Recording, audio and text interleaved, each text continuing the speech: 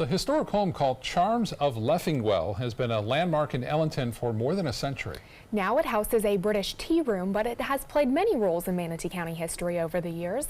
ABC 7's Linda Carson shows us why it makes the Suncoast a great place to call home. 3 years ago, Judy Smith and her husband bought Charms of Leffingwell, this lovely old house in Ellington, and opened a tea room, antique and collectibles store here. We do tea. We do like a British afternoon tea, tea and scones, and with the scones is a Charms cream, which is like a Devonshire or clotted cream jam. They also serve finger sandwiches and desserts. The house was built by Arthur and Brilla Matthews in 1905. Judy learned their story from their granddaughter. And they had 4 children that they raised here. Did the truck farming, because I asked the granddaughter what did they grow, and she said the same things like they grow now. Peppers, cucumbers, tomatoes, that sort of thing. After they died, the house went through several owners. It was turned into a boarding house and became run down and dilapidated. When it was really bad, they were actually going to burn it down in a fire training exercise.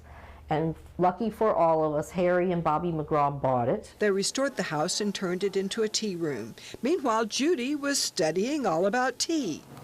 This is actually the cherry rose, so it's very, very pale. Almost 3 years ago, I decided to take a class in tea, social history and tea etiquette and tea blending and tasting. And my sister said, you know, Charms is for sale. And I'm like, oh. She and her husband bought the house and got busy. We redid the floors, we painted all the walls, cleaned all the curtains, everything went out. Until they retire, the Charms at Leffingwell is only open weekends and for special events. June 1st and 2nd, Manatee Village Historical Park will hold a suffragettes tea here. Tickets are available through the historical park.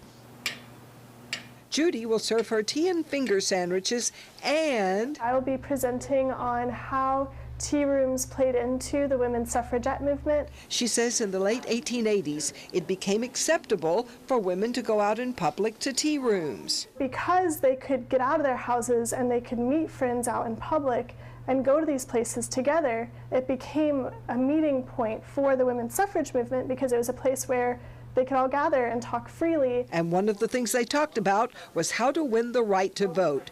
Women in Manatee County did not lag behind. Bertha Curry was the first woman to vote in Manatee County. Her father was in charge of elections, so she actually got to vote a year before women gained the right to vote because of who her father was. One of the many wonderful facts you'll learn. So join us for the Suffragettes Tea on June 1st and 2nd here at Charms to honor the strong and brave women of Manatee County's past. Linda Carson, ABC 7, your Suncoast News.